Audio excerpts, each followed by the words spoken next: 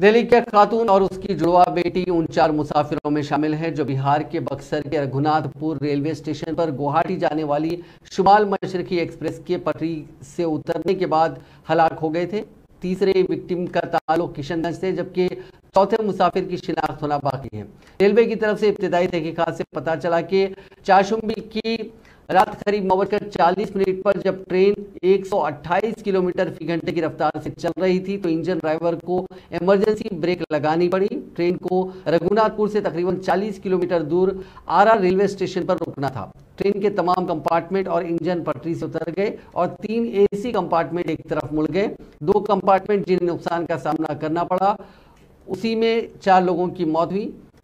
33 अफराद को भोजपुर, बक्सर और पटना के सरकारी अस्पतालों में रेफर किया गया। मजीद 38 मुसाफिरों को रघुनाथपुर के कम्युनिटी हेल्थ सेंटर से इब्तिदाई तिब्बी इमदाद के बाद छुट्टी दे दी गई। ट्रेन पूरा पलट गया है, अभी तुरंत पुलिस आ रहा है, पूरा भवन पलट गया है। आप देख सकते हैं कितना ट्रेन पलट गया है, अभी तुरंत तत्काल हुआ है। ये देखिए 20 तक कैसे हुआ है। अभी इस ट्रेन में हम गुवाहाटी जा रहे हैं। ये देखिए पूरा ट्रेन पूरा पलट गया है, लोग धुआं धुआं हो गया, आप देख सकते हैं।